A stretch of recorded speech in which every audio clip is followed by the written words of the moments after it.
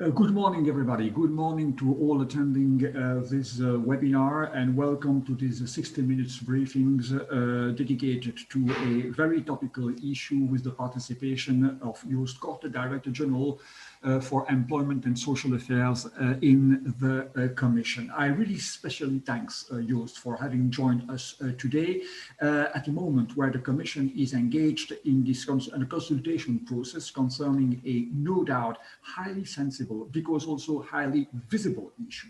As far as I'm concerned, I ordered an Uber taxi on Friday to drive me to a medical appointment. I bought some furniture on Amazon over the weekend, and our bubble dinner was yesterday evening was kindly delivered by a smiling delivery guy.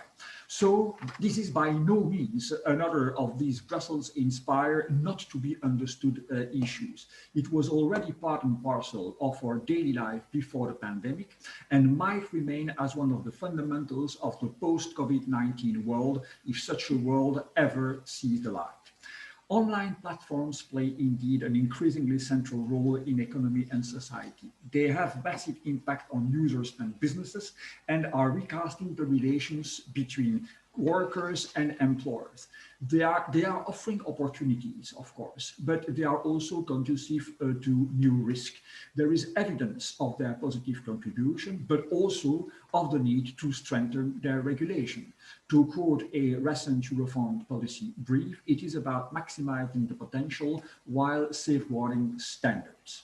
More in particular, when considering labor market dynamics, questions are numerous. Definition of the category of employee, working conditions, including salaries, access to social protection, collective representation and bargaining, data protection challenges are just a few examples. And last but not least, should all these be settled at EU or at national level? Again, the jury is out, as the Commission has launched an extremely well-documented consultation process. So do not expect this webinar to end with straightforward conclusions on the way ahead. Our ambition is rather to facilitate a better understanding of what is at stake ahead of a no doubt complex process. A few housekeeping remarks as usual. You can ask your question either in using the chat box or by raising the hand. Don't wait for the end of the initial phase of the conversation to ask this question. Be brief, if at all possible, be straight to the point. I will be supported during this 60-minute briefings by my two colleagues, Mihail Palimarichuk from EPC, EPC, yes indeed, and Marcel Murail from Egmont, who have played a key role in the preparation of this conversation. But enough with this introduction. Let's go directly to the point. Joost Korte, what are, according to the Commission, the main difficulties experienced by platform workers that prompted the European Commission to act? Over to you, Joost. Well, first of all, Jean-Louis, thank you very much for hosting this event and for having me on this 60-minute briefings. Also, my thanks go to the Egmont Institute and the European Policy Center. You said a lot of good things in your introductory remarks, and I think it is clear that we are entering now at enormous speed this new world of work, which is not really new, of course. We have been seeing a trend very clearly, but it's all gone into the COVID-19 pressure cooker, as I sometimes call it, and the things are now becoming a lot more visible, a lot clearer, a lot more manifest. And that's why I think, the launch of the first round of consultation of social partners comes at a really a good moment in terms of timing. In fact, it couldn't have been better. People are now all focusing on this.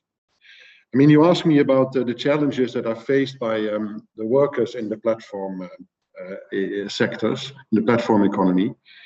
I mean, the paper that we have sent out to social partners on the 24th of February sets them out really well. Its key issue is, what is their status? Are they self-employed? Most of them are self-employed, but are they really self-employed? And the difference is big if you are a self-employed or you are a worker, as the treaty still calls them. It has consequences for your working conditions, as you said yourself. And so the main, if you ask me what is the main concern, it's of course to avoid that in this very promising, let me say that promising development, it's a good development, which the Commission wants to support. But we need to avoid that it leads to a creation of many more precarious jobs with people, young people in particular, who are keen to go into this new world, become an entrepreneur, but then find themselves when they get older in potentially in difficulty, in the absence of having the social support, no pension, no unemployment benefit if things go wrong. What about your invalidity if something goes wrong? So I think that's the essential question. Then there's also the algorithmic management, which is a world that opens itself for all of us. Artificial intelligence, and what does it mean? Where is the human touch? Where's the human oversight? I think those are the two main challenges, but there are more, and they are set out in detail in our paper. Can't hear you. All these years, I mean, or still the unmute and mute function. I mean, this is really, I mean, the constant a running joke when using some platform. So I will now turn to Mihai Panimahishuk to ask the next question. Mihai, the floor is yours. Thank you, Jean-Louis. And Mr. Korte, thank you very much for joining us for this EPC Egmont joint endeavor. My question, you would see how this initiative fits into the European Pillar of Social Rights Action Plan. Specifically, of course, it's the implementation of one of the principles, but I was wondering if you could tell more about how this would help the targets that were set in the action plan of employment, training, and alleviation from the risk of poverty. Thank you very much. Well, it fits well into the action plan and into the pillar principle 5. Actually, if you read it, it's very much about these kind of issues.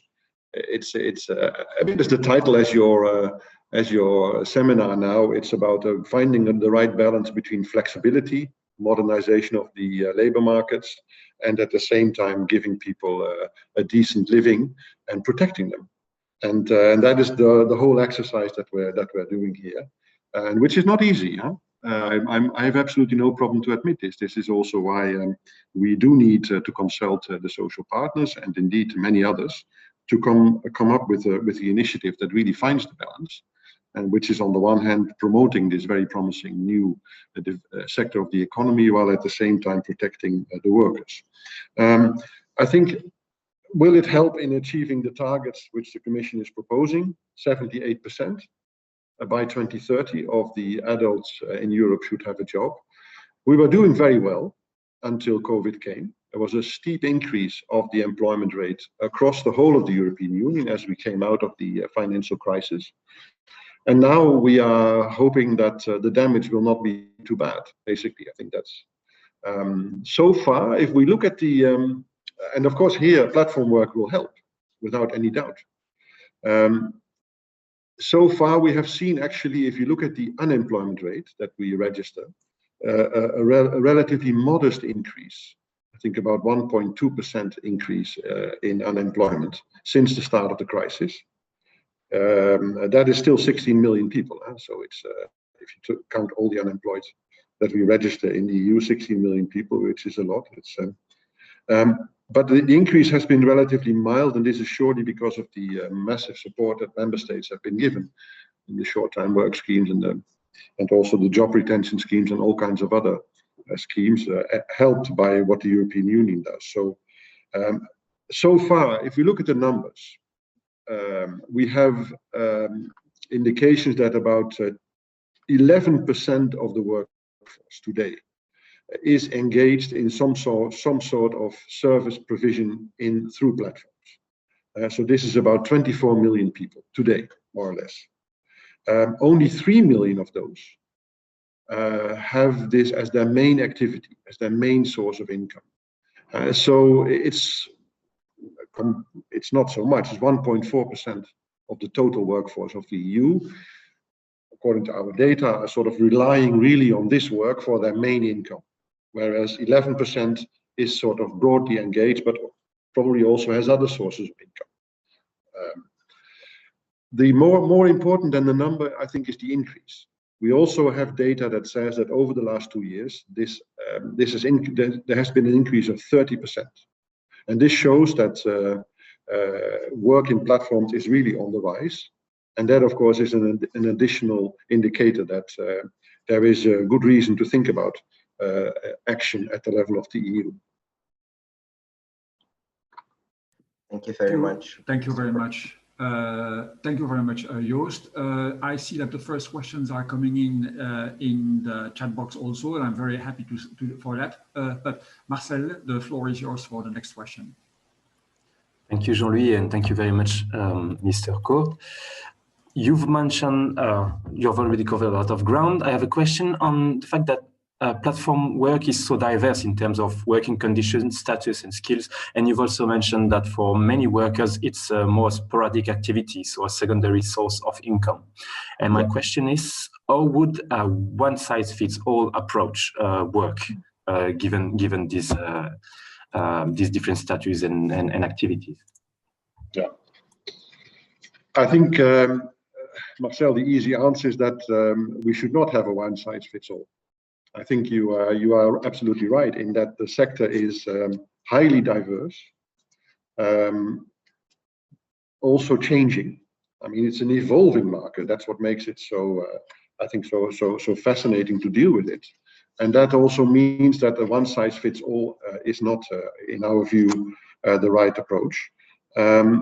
With one maybe other remark that's always important to keep in mind when you speak for the European Commission on these issues, is that the treaty obviously gives certain possibilities to the EU to be active in labor market issues, but only to set minimum rights.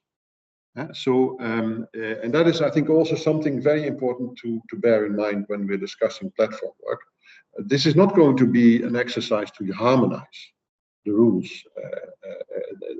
I don't think it would work, but also it's just under the current treaty not possible. So what we're doing under this Article 153 of the treaty, which is the legal base, we are setting a minimum below which no worker in the European Union can fall. Member states can always go further. Social partners can go further. The more the better, I would say. But there is a floor below which nobody in Europe can fall. And I think that is, in a way, if you want a straitjacket, that's the straitjacket that we have. It's the same straitjacket that we follow in everything we do.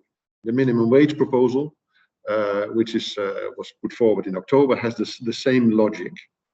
And that is also very much the philosophy underlying I think ultimately the single market, the pillar of social rights, and the treaty. This is part of our social economic model in Europe that I think we all cherish. And it also helps, I think, in setting a level playing field, which is another important maybe element that I can throw into the basket here. If we see at this issue, member states are all struggling with it. They're all dealing with it also. They come to sometimes different approaches. Courts also, there have been recently a number of very important court rulings. They come to different approaches. And I think for the sector itself, for the business, I think it is very important that we have also a minimum set of rules that apply across the European Union, so that you're not being, out-competed by a company that is established in another member state. I think that's a very important point to also bear in mind, just for the sustainability of the sector and its growth potential. Thank you. Thank you very much. Now let's turn to the audience. Mr. Palmer, John Palmer, I mean, you have raised your hand, so if you want to ask your question, please unmute you. The floor is yours.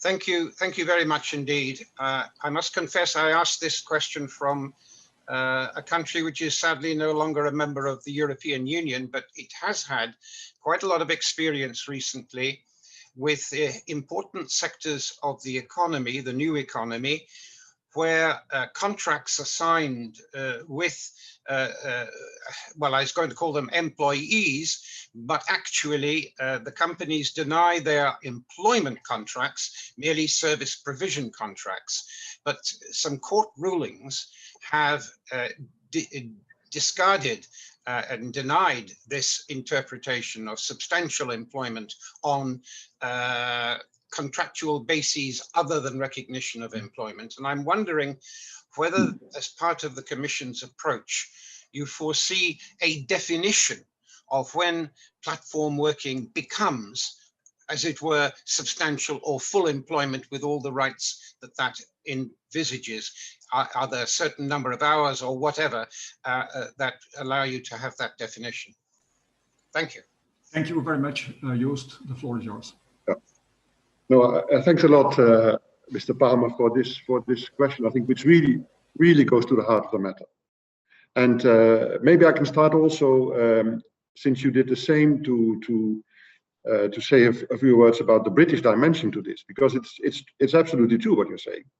There is a ruling of the Supreme Court of the United Kingdom that came out maybe 2-3 weeks ago about Uber, the Uber taxi drivers in London. And I read that judgment, and it's fascinating to see how much the judges in the UK still rely on our acquis. In fact, the Working Time Directive, the Fixed Work Directive, all that's in our is still applicable, of course, in the UK until such time as they decide maybe to delete it and to replace it by something else. And in fact, the reasoning of the court is to a very heavy extent determined by the law, the legislation, the EU legislation, and also by what the European Court of Justice has said about this. It's really interesting. Now, why is this important? Because I think rather than the number of hours or the sort of details of the work, the logic is a bit different. When are you a worker or when are you self-employed? This is the essential question. Most of the people I think currently working, certainly in the on-location platforms, they are hired as self-employed. And the court in the UK and similar courts also elsewhere came to the conclusion that this is a wrong qualification. Why? You cannot be they are not self-employed because the three elements that determine whether you are a worker or not have been fulfilled. Namely, you provide services against remuneration in a hierarchical relationship with your boss. Those are the three elements that have been confirmed time and time again by the case law of the Court of Justice. And I think that, anyway, there are in all our member states legislation, those are the three determining factors. And then they go through a very deep analysis as to whether these conditions are fulfilled or not. And they come to the conclusion that they're not. So the taxi drivers in London are workers.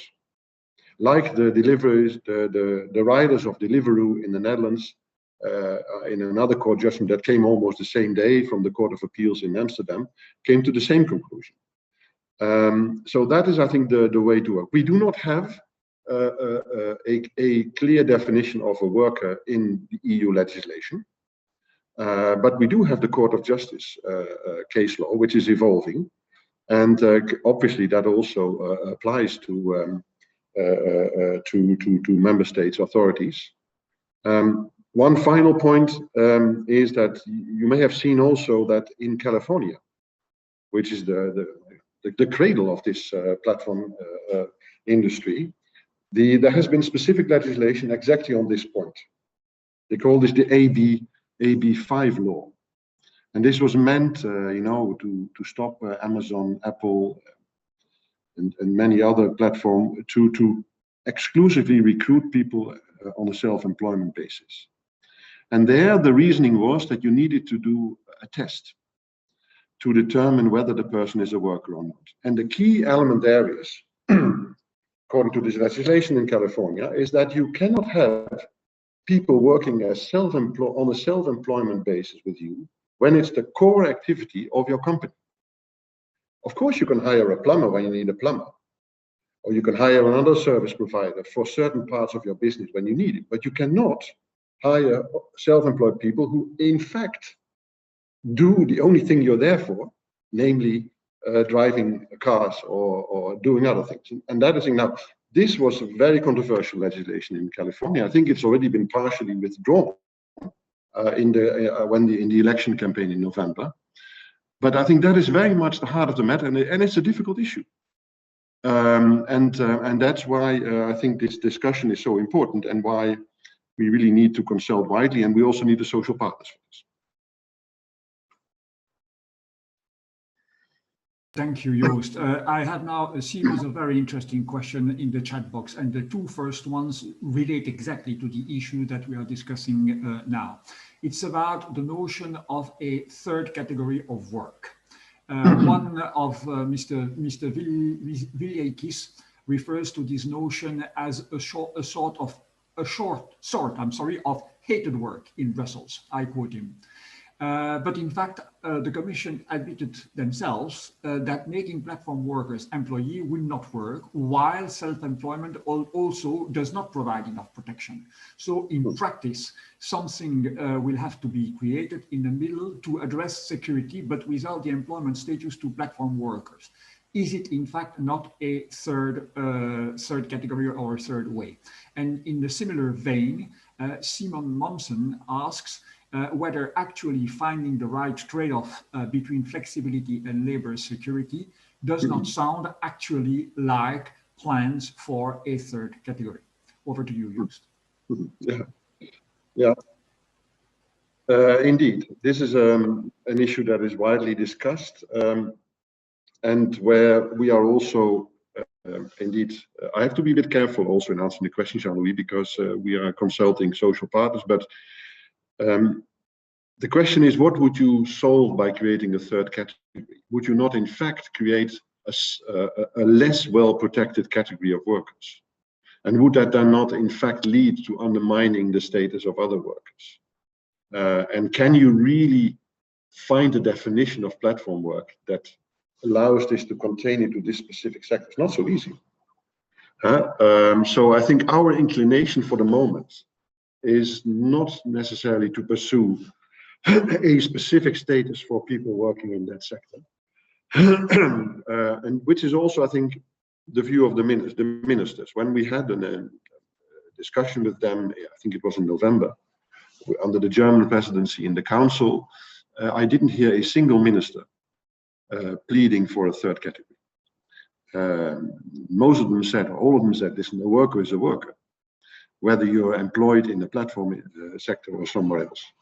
Now, of course, I see the logic on the other hand as well, in that we do not want to destroy the potential of the sector either by making it too heavy to employ staff, because it has a lot of advantages, and then maybe it provides flexibility. It provides also for many people an additional second source of income. Which we've nothing against. It also allows many people to combine family with work better. It generates entrepreneurial spirit. Also, I think it's good that young people or older people set up their own business. And also, I think particularly important, what we also see in the figures is that it does actually provide access to the labor market for vulnerable groups, such as migrant workers or people coming with a migrant background. So I mean, that is the thing, and which we should definitely not destroy. But is the creation of a third category the right way forward? I think labor law has shown itself to be sufficiently flexible, adapting to the economy. So that's possibly a better way forward, whereby you would indeed, again, fix only the minimum entitlements. We are not in the business here of harmonizing. So what would the sort of core minimum rights consist of?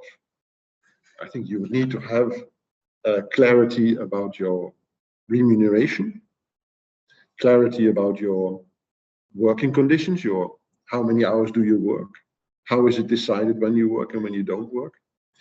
You need to have access to social protection, which in fact, if I look at what companies are doing, is being done. So you need to have access to some sort of certainly protected against accidents when you are driving around, but also I think more, you need to build up some sort of entitlement of a pension. You need to be insured against invalidity. What about child benefits, access to childcare? The minimum that I think is needed to preserve also the economic social model that we have in the European Union. We do not want to end up with young people in particular being in a way in such a much more disadvantaged position than than the older people are. And this is becoming a real issue. I mean, I'm from the Netherlands. All the indications tell us that the next government will take the flexibility in the labor market in the Netherlands. We will want to reform this, because the feeling is, I think, quite broadly shared that it's gone too far, where you have between 14 and 20% of the people are self-employed, and that is simply, certainly in the context of the Dutch economy, not sustainable. Because what does it mean? It means that people, young people in particular, cannot buy a house anymore. There are other reasons why it's difficult to buy a house, but it does create a big gap in our society, which is, I think, very dangerous. So that's what needs to be avoided, and that's why I think this idea about setting a minimum number of entitlements is the right way forward. Where we are consulting social partners, let me also maybe say 2 words about that, because I'm not sure all the listeners are very familiar with the treaty provisions in this regard, but it's really not some sort of optional consultation that we're doing here. The treaty provisions actually oblige the Commission, before it takes any sort of initiative relating to the labor market, to first ask the social partners. So the Commission cannot even move on until we have their answers, and then there are 2 rounds of consultation. The first just started, which will last for 6 weeks. In the first round, and again, this is not me, this is the treaty, where we ask the social partners whether they broadly share our analysis of the situation, which is this paper, the 30-page document, which sets out quite clearly what the issues are. Do you share that there is an issue? Do you share our analysis? That's the first stage. And then in the second stage, we will again ask the social partners whether they would like to take this forward themselves on the basis of some ideas. And that is why I need to be really careful, because the preferred solution is that this issue is taken forward by them, rather than through a proposal for a legal act by the Commission. This is the treaty. The sad thing is that over the last few years, this hasn't really worked. I mean, for the minimum wage, we followed exactly the same approach. We consulted them for the social partners for almost a whole year, hoping that they would then say, we will negotiate an agreement at our level. And then the treaty allows us, under Article 155, to convert that agreement into EU law. This is what, for instance, if you look at the origin of the Working Time Directive, the Temporary Agent Directive, the Fixed Term, these were all coming from that stream of work. So they were, in essence, in the 90s, agreements struck by the social partners, which were then converted into legislation. And this is, in a way, how the European social model should function. It's only if they do not agree then that the Commission has the choice to come forward itself with an initiative. And this is what we're obviously going to do. But my call today is very much to both sides of the social partners, employers and trade unions, to really take this forward at their level would be much better. I think this call is heard loud and clear, but amongst the very interesting questions that are now piling up in the chat box, I have one directly related to the consultation process, but in a broad sense. And the question is asked by Tom Ives. Does the Commission have any plans to ask platform workers themselves what they want? In other words, are platform companies and platform workers properly represented by the traditional social partners? Over to you. Very good question. I can give 2 answers. First of all, we have in fact already, and even before this consultation of the social partners started, we've done a lot of work, and you can see this reflected, I think, in the consultation document. So and also Nicola Schmid, my commissioner, has been extremely active. We have had several rounds of meetings with important platform companies. They were very happy to come to Brussels at the time, and now, of course, online, and we're still doing that. And I would really also use this opportunity for others who would like to make their voice heard to do so. I mean, it's not, it will only enrich our thinking process on this. Even though, of course, it's clear that the priority goes to the social partners. The second part of the question, or the second answer I can give is that the representation of people working in the platform economy through the social partners is an issue in itself. Notably, because of their status of self-employment. If you are a self-employed person and you would sit together to negotiate something with your boss, you are potentially in a cartel. So you cannot, when you have your own business, sit together with other businesses and negotiate something collectively. This is very, very tricky under competition law. So that we have also identified is actually one of the 7 issues that is in the consultation document, and we are talking very intensively with our colleagues in DG Competition, and also been in contact with Executive Vice President Vestergaard about this, to also look into that. And in fact, DG Competition has already launched a process to allow for some sort of EU approach to this, so that if you are a business, a solo business, basically, just one person, that the rules on competition would be made more flexible, and that it would be possible to negotiate collectively, to join forces and negotiate collectively, and hence also open up the possibility for a membership of a trade union. Some of the trade unions already allow this. Some member states, I think in particular Denmark and Sweden, are even more advanced in that you have in Denmark already a collective agreement specifically negotiated, I think, for self-employed people in the cleaning sector. And also in Sweden, they're quite advanced. So this is another, if I may say so, a work stream or a piste where we are advancing. And if all goes well, by the time we are approaching the end of the year, when the initiative of the Commission will be on the table, we should also have an initiative also from the Commission, but from another Director General from DG Competition to make it possible for self-employed people to negotiate collectively. Thank you very much, Joost. You referred several times to, conversation with member states, conversation with ministers, and also the experience in some member states. So there is a question from Paul Lim about this. To what extent are member states giving the same level of attention to this issue? Isn't it the case for, I would say, the most advanced member states, or do you think that all 27 are sharing the same kind of concerns, including protection concerns about the situation of platform workers? Over to you. Yes, I can answer that question affirmatively. All member states are dealing with it. All member states are thinking.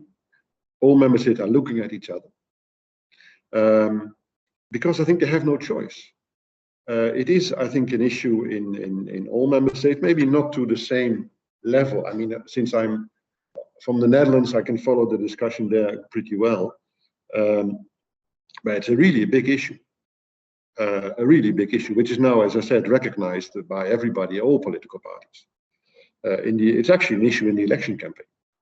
But there's also in France, in Germany, initiatives have been taken, in Spain, and sometimes out of their own feeling that something needs to be done, but sometimes also pushed by court rulings, which come to sometimes different conclusions. So they need to think, and they need to react. I think that is acknowledged by everybody.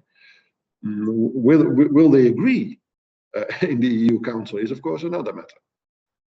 But that process, I think, we'll only see when the proposal is on the table. We know how the union works. Member states never show their cards until such time as there is a proposal on the table, and then they negotiate. But I think I don't see anybody contesting really that there is an issue at EU level here. that needs to be addressed. In what form? Binding legislation or something else? Social partner agreements or something else? That is, of course, then to be seen. And that's also where I have to be very careful. Still, at this point in time, I cannot give you many details. I mean, going back to the question from John Palmer, if you read that judgment of the Supreme Court, it's actually a case against Uber, the Netherlands. The company is established in Amsterdam. That is also, I think, an issue. Again, this cross-border dimension is really important, which I think puts this issue really at the level of the EU. And finally, I also think that COVID-19 has made a lot of people think. Why? Because it has become very clear, if we look at the schemes that member states have put in place to help their workers so that the jobs are not lost, in spite of the shops being closed and tourism sector and transport sector being closed. The distinction between worker and self-employed became a very difficult one. And in fact, if we now look at the reaction that member states have put in place, they cover to a very large extent both. So they cover the workers, of course. The workers anyway, they have paid into the unemployment benefit schemes. They have paid taxes and other premia. But also the self-employed have to a very large extent been covered by member states. And I think this has made people think, oh, why? Of course you have to help them, because I mean, otherwise they are without any income. But shouldn't they then also contribute and become part of a system? Because at the end of the day, the state needs to step in anyway. So some sort of, I mean, solidarity is a good thing, but it needs to be a two-way street. So I think there also, you might argue that from the side of the finance ministries, that they may also be quite interested in covering those workers and the self-employed people, a bit more stronger. Thank you. I mean, again, lots of very interesting questions, but I wouldn't like to refrain to come back to what you said in your previous intervention concerning cooperation between different services and coordination between different instruments. I mean, there was earlier, at the end of last year, actually, I mean, the Commission tabled two major proposals, highly disputed apparently, concerning the Digital Market Act and the Digital Service Act, DMA and DSA. How does the work that DG Employment, yourself and Commissioner Smith is now doing on platform workers, how does it relate to these other Commission proposals? Yeah. Well, if you the Digital Service Act and the Digital Markets Act are of course relevant here, and something which is coming quite soon, the proposal for artificial intelligence, will also have a bearing on this. It's all linked. In the Digital Services Act and the Digital Markets Act, I think the approach is more the responsibility of the service provider, and the sort of responsibility that you take if you provide digital services. There are other pieces of legislation that are relevant. Also, the General Data Protection Regulation, which sets also as a minimum that there needs to be human oversight. And we also have the Platform to Business Regulation that also has a specific bearing on the issue. Maybe this brings me then to this the algorithm dimension of platform work, which is sometimes referred to as the black box. I mean, having had the pleasure to read these judgments again, I don't want to bore you to death with it, but it's quite interesting because in the Deliveroo judgment from the court in Amsterdam, it was all about Frank. And Frank is the computer. And Frank decides to a very large extent who gets what job and who isn't the priority, and also issues, in a way, sanctions up to a certain level. It's fascinating read, and the court went really deep into how does this operate, and is this something that is relevant for also for the determination of your employer status.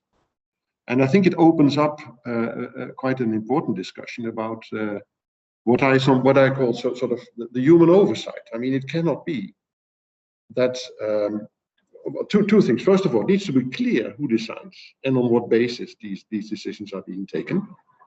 And that is not so easy, because the algorithm that is used is very often kept, because it's so important for the business model of the company. I understand that. But there needs to be a minimum of transparency, so that the person who works also has the possibility to argue and to ask at least, well, why is this? Second point, some decisions need to be taken by people, assisted surely by artificial intelligence, computers. That's absolutely fine, but there needs to be a human dimension, and that is, I think, where all these activities are now concentrating on. It should not be possible, I think, for somebody to be fired by a computer, or pay rises, or other things, or recruitment. This is a very important issue. I think many companies, I'm sure people listening now, are also doing this, and there's nothing wrong with using the computer to filter the CVs or to filter the applications. I mean, I'm sure human beings are also not necessarily impartial or neutral. We also have so maybe computers can do it better. But at the end of the day, we need to be very much aware of the sort of bias that may be in the algorithm. Somehow. So again, no clarity, as you said yourself already at the start of this meeting, but a lot of interesting ideas and a lot of interesting developments that go to the heart of our social economic model, and therefore they are very important. There are now again. I mean, I'm scrolling back to the questions in the chat box. I'm sorry. Of course, I mean, I could expect that question, because we had recently a very interesting joint webinar between EPC and Egmont on artificial intelligence, where all the issue that you just mentioned came to the surface naturally. And of course, Eva Lichtenberger, as a follow-up of what you said, is asking, is there any evidence that those algorithms are biased in terms of gender or race? So you can take that in one way or another. Is there evidence that they are unbiased, or is there evidence that they are biased? I mean, the famous issues of bias, please. Yeah. Well, I don't know, Jean-Louis, I'm not an expert on artificial intelligence, but colleagues did do an interesting note for me about all this, and the answer I would give is, yes, there is evidence, there are studies, and there's certainly a good reason for concern and to be alert. And that's, I think, what I can say at the moment. The artificial intelligence, I think, is actually coming next week on the Commission agenda. I'm not entirely sure, maybe the week after. So then we will see, and it's not my DG who's in charge, but we obviously keep a very keen eye on everything that has to do with the application of these, again, very promising new technology. But again, what is the minimum protection that people are entitled to in the European Union?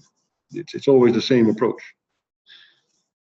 Yes, and indeed. I mean, finding the right balance between innovation and flexibility on one end, and safeguarding a minimum level of rights on the other end.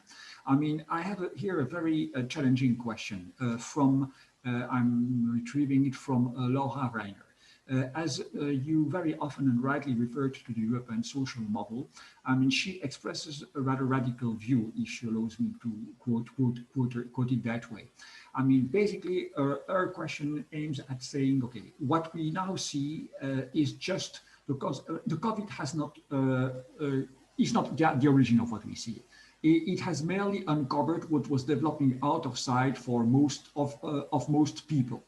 That is to say, a growing inequality, and I mean the fact that more and more people were falling outside any kind of safety net of social protection and welfare.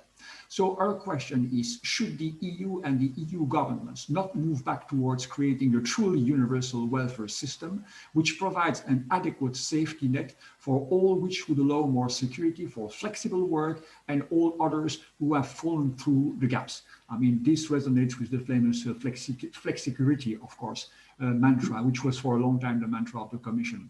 Can you share your views about this?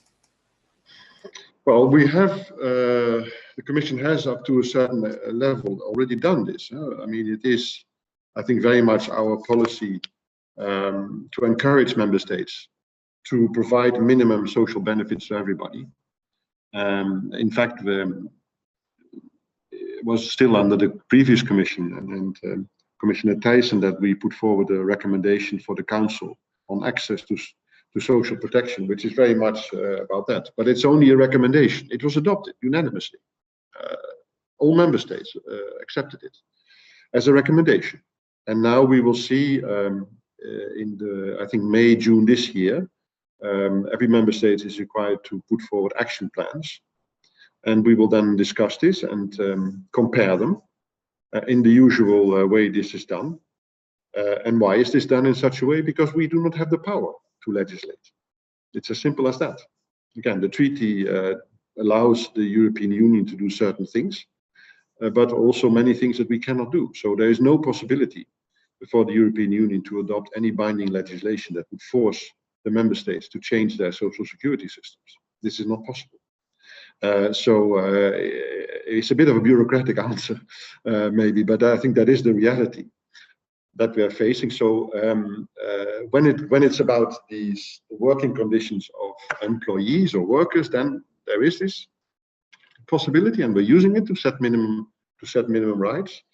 For many other things, the process is really through soft law, including Council recommendations, also Commission recommendation. Then we have the European semester that also very much is used for this. And I'm a lawyer myself. I have been working in other parts of the Commission where it was always legislation.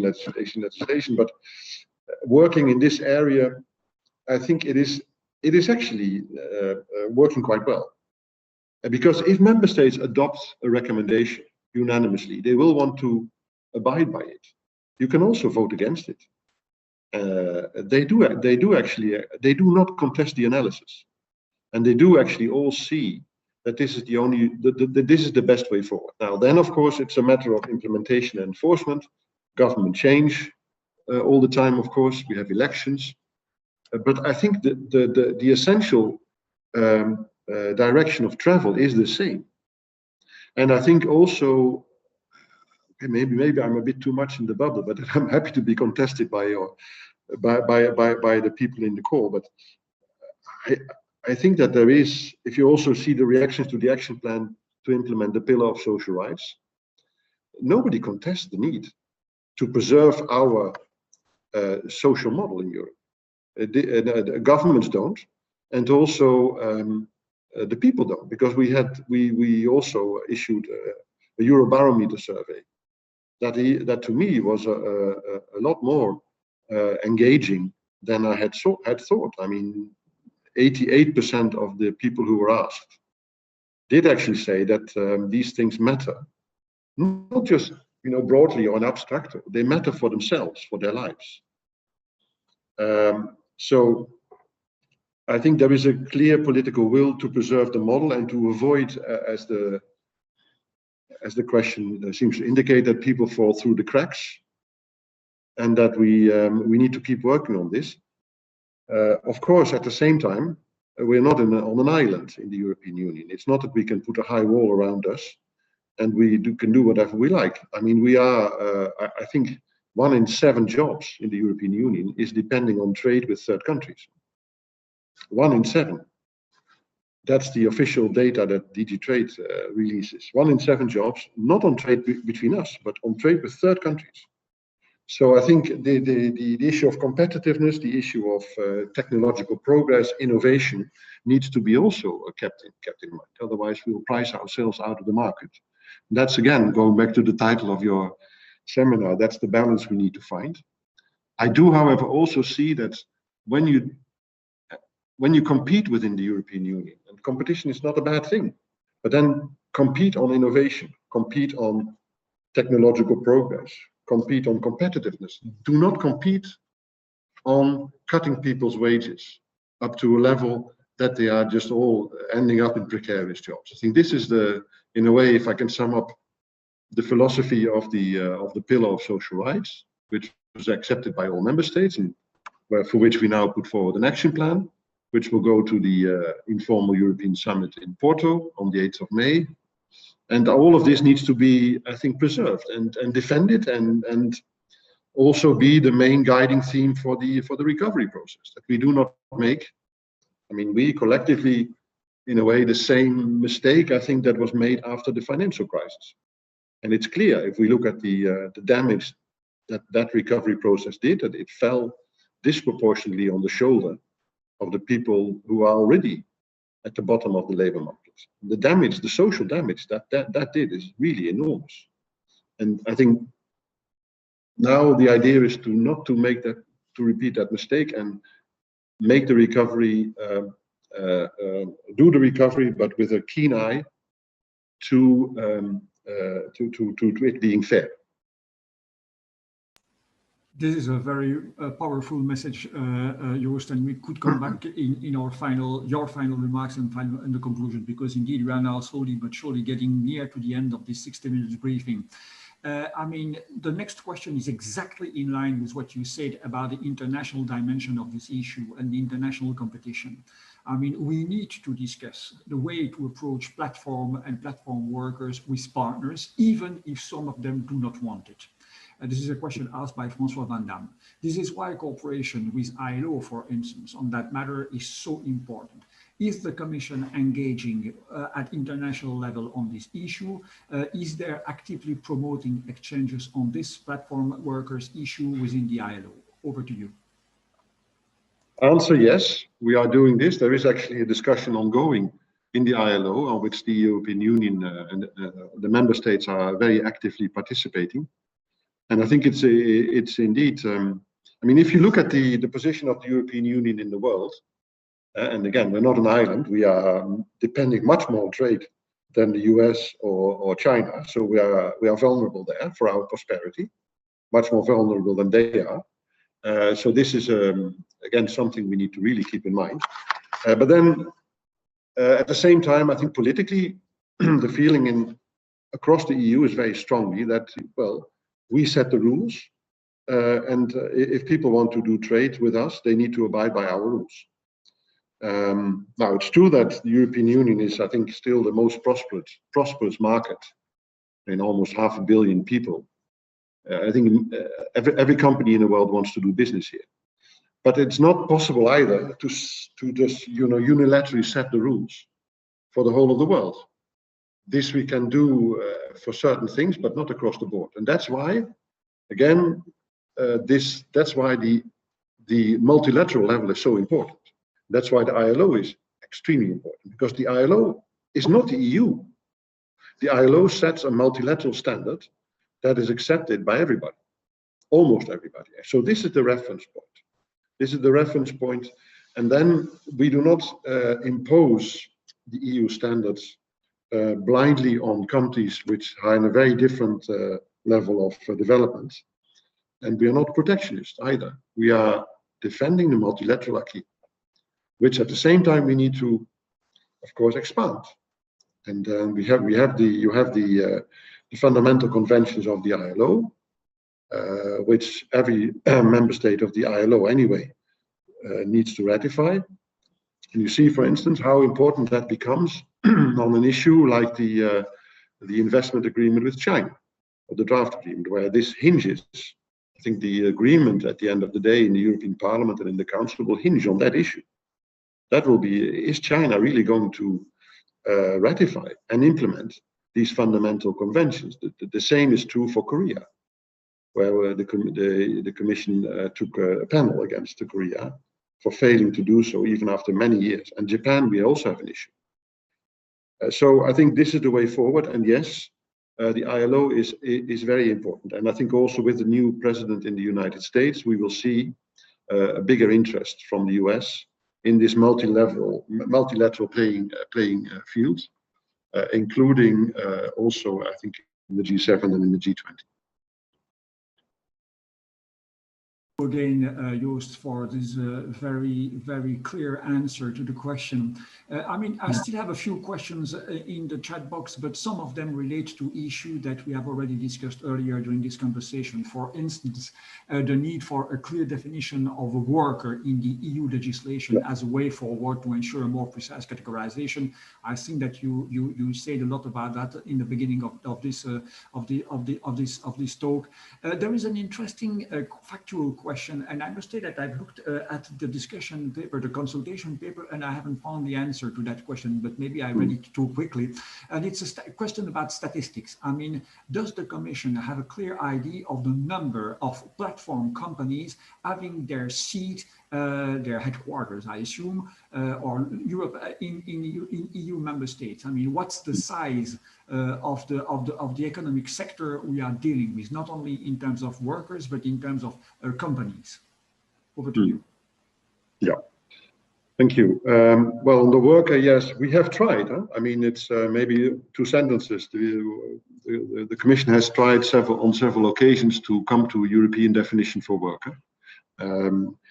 Lastly, when we were negotiating the Transparent and Predictable Working Conditions Directive, which we failed, and also with the Work-Life Balance Directive, a similar discussion, member states do not accept a European definition. So we found always a sort of a compromise that says, I think it's a typical European fudge in a way, but well, anyway, that's how it is. So the worker is defined at national level, taking due account of the case law of the Court of Justice of the European Union. So this leaves the door open. So the member states decide who is a worker and who is not, but they cannot ignore the impact of the Court of Justice. So that's where we are. If we would come ever to a definition, a European definition of work, it would at any rate be quite a vague discussion, which just has the three elements that I think everybody agrees on. Namely, you provide services against remuneration, and you are in a hierarchical relationship with your boss who can give you instructions. Those are the three elements. Member states say, yeah, that's fine, we don't contest that, but in my legislation, sometimes I have 6 different definitions of the work. The definition of the work in the labor code is not the same as the one in the child benefit code, and so it gets really complicated. On the headquarters issue in the EU, I don't think I can give you an immediate answer. But other than that, it is that the European Union is a very attractive place to be, and I think the figures show that this is a booming business. So but I do not have a precise figure, but we can look into that and see if we have a. I think it also it again probably confirms the difficulties that we have. How do you actually define it? I mean, what the paper does, the consultation document does, distinguishes between 2 types of platform businesses. You have the so-called on-location platform business, which are those businesses that organize movements, if I may say so, transport. So these are the classical ones that everybody knows and understands, where you need a platform to agree to bring something to somebody, or somebody to somebody. But there are also other online businesses which are where nobody moves. It's just online, on an online business. And this can be an architect, or this can be a decorator, a website producer, or so this is, I think, a question that we put to the social partners. Should we cover both? Only one of them? So I think we don't really know. Which, in fact, you know, it's normal because it's a sector that is developing at enormous speed, and so new kinds of models are probably invented every day, and they also go away again. The ones that don't survive, they go away. So it's not so clear.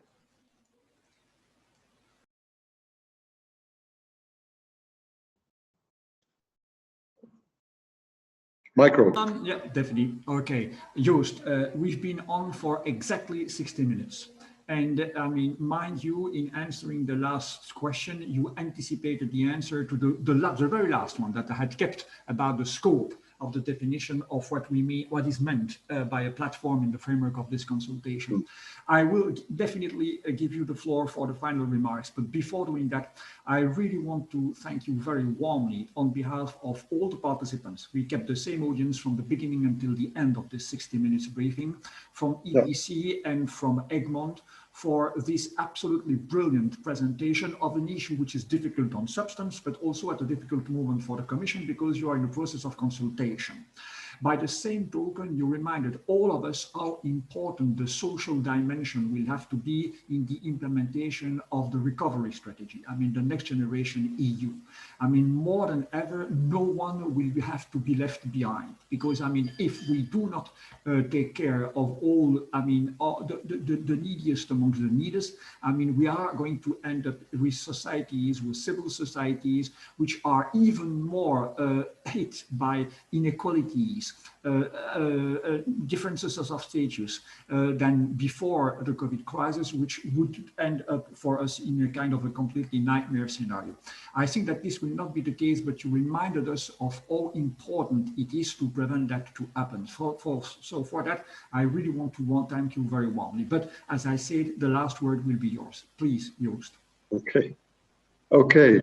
Thank you very much, Jean-Louis. I much enjoyed it, and I would like to thank you also for organizing this. I mean, just a few last words.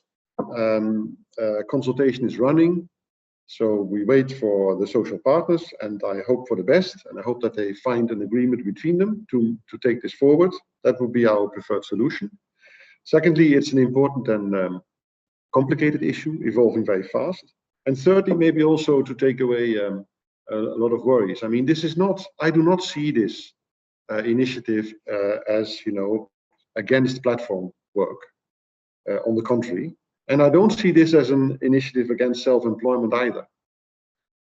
I think this is not the purpose of the exercise. This is how it is sometimes being portrayed. I think the platform work is promising. We need to give it a lasting and sustainable legal basis in accordance with the pillar principles and the economic and social model of the European Union, which is not the same as the one that they have maybe in the United States or even in the UK. For the UK, for the moment, this still seems to be very much aligned, but we are maybe a bit different, and we should not be afraid of saying this.